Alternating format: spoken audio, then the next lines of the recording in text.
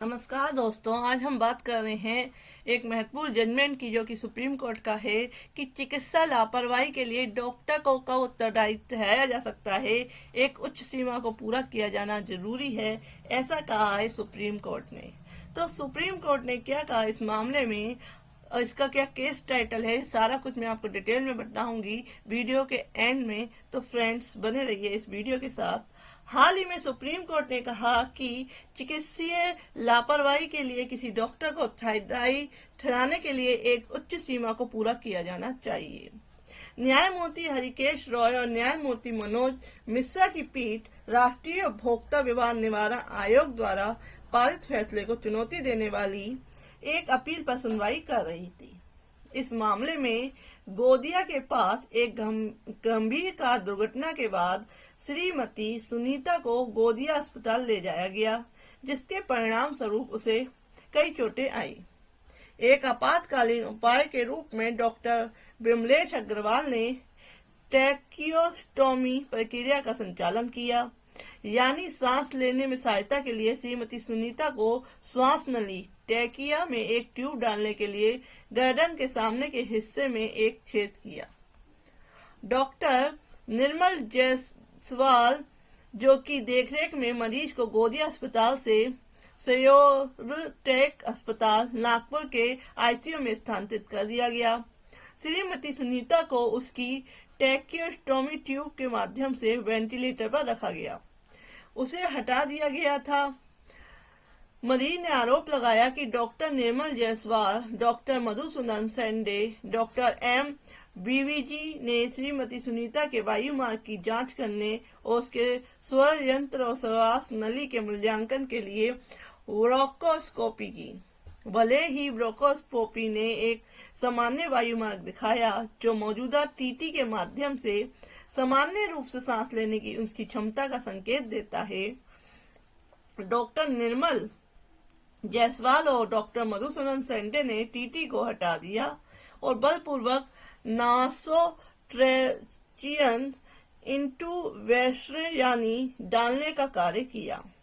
सांस लेने की सुविधा के लिए नाक के माध्यम से एक एंडोट्रीचियल ट्यूब, जो है एनसीडीआरसी ने आगे कहा कि आरएमएल अस्पताल द्वारा तैयार की गई विशेषज्ञ चिकित्सा समिति की रिपोर्ट एक आधारहीन और जबरन एनआई प्रक्रिया के बारे में चुप थी, जबकि ब्रोंकोस्कोपी रिपोर्ट ने संकेत दिया कि मरीज का वायु मार्ग सामान्य था।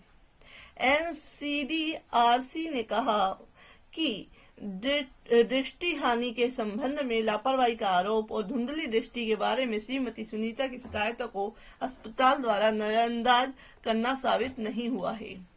एनसीडीआरसी ने निष्कर्ष निकाला कि केवल लापरवाही के एक कृत्य के आधार पर, जिसके अनुचित रूप से मौजूदा टीटी को प्रतिस्थापित करते हुए एनआई को जबरदस्ती लागू किया गया था, यह निष्कर्ष निकालना संभव नहीं है कि बाद में परिणामी चिकित्सीय जटिलताओं, जिसमें स्थायी श्वसन पथ विकृति और आवाज शामिल है, श्रीमती सुनीता को जो नुकसान हुआ वह लापरवाही के उसी एक कार्य का परिणाम था। एनसीडीआरसी ने श्रीमती सुनीता को रुपए का मुआवजा दिया, 6,11,638 रुपए 9% प्रतिवर्ष, श्योरटेक अस्पताल में उसके चिकित्सा व्यय के लिए। पीठ ने कहा कि अगर अलग अलग व्यक्तिगत मामले में उत्पन्न होने वाली अनोखी परिस्थितियां और जटिलताओं के साथ साथ चिकित्सा क्षेत्र और उनकी प्रथाओं में निरंतर प्रगति के कारण यह स्वाभाविक है कि हमेशा अलग अलग राय होगी, जिसमें चुनी हुई लाइन के संबंध में विवादित विचार भी शामिल होंगे।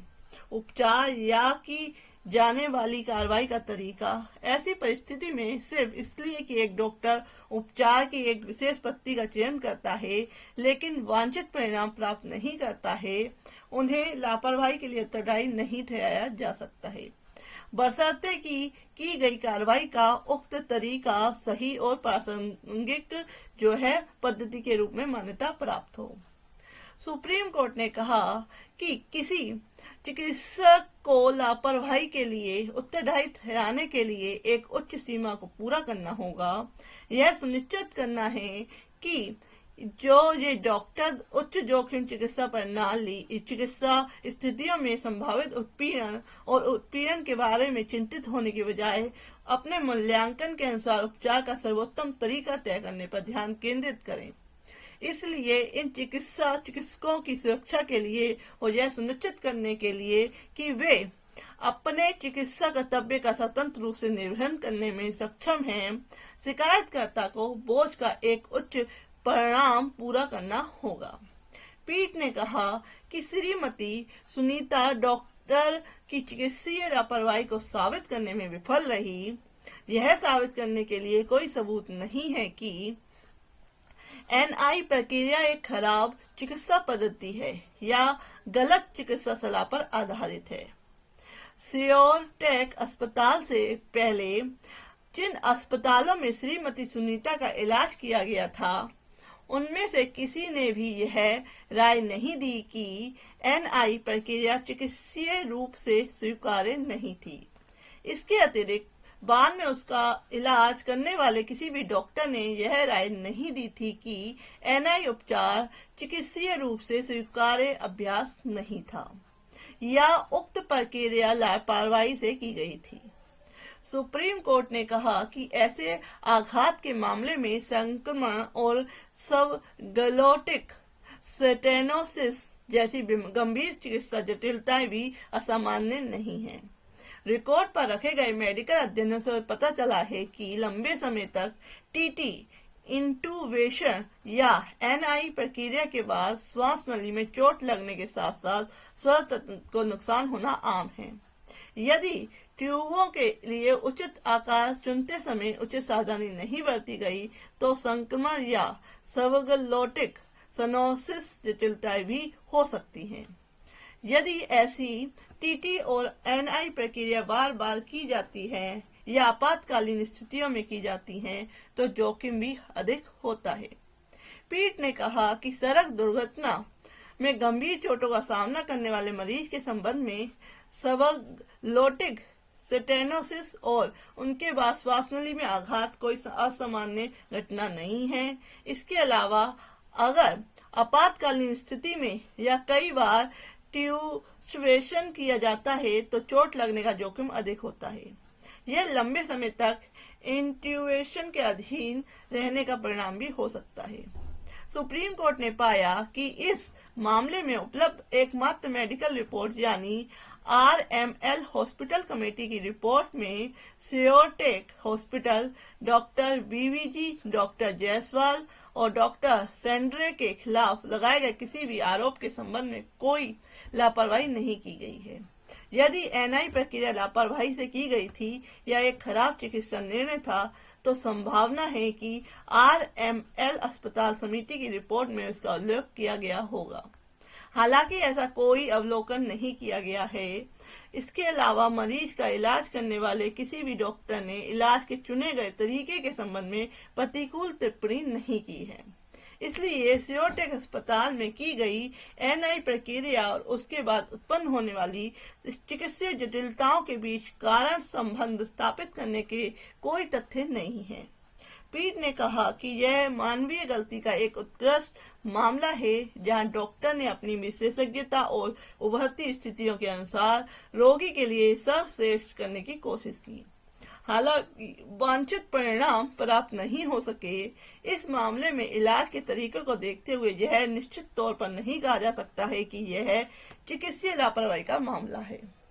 सुप्रीम कोर्ट ने कहा कि सियोरटेक हॉस्पिटल और डॉक्टर बीवीजी, डॉक्टर जायसवाल और डॉक्टर सेंड्रे की ओर से देखभाल के कर्तव्य का कोई उल्लंघन नहीं हुआ है। उपरोक्त के मद्देनजर पीठ ने विवादित जो मामला है उसको विवादित फैसले को रद्द कर दिया। केस का जो टाइटल है वो है MAVVG बनाम सुनीता एवं अन्य। बेंच है जस्टिस हरिकेश रॉय और मनोज मिश्रा की और केस नंबर है सिविल अपील नंबर 2018 का 3975। तो ऐसे ही अपडेट्स के लिए आप मेरे चैनल को सब्सक्राइब कर सकते हैं। ऐसे ही लीगल अपडेट्स के लिए, लीगल न्यूज के लिए तो फ्रेंड्स, और आप मेरे चैनल की प्लेलिस्ट में भी जा सकते हैं। Thank you for watching this video.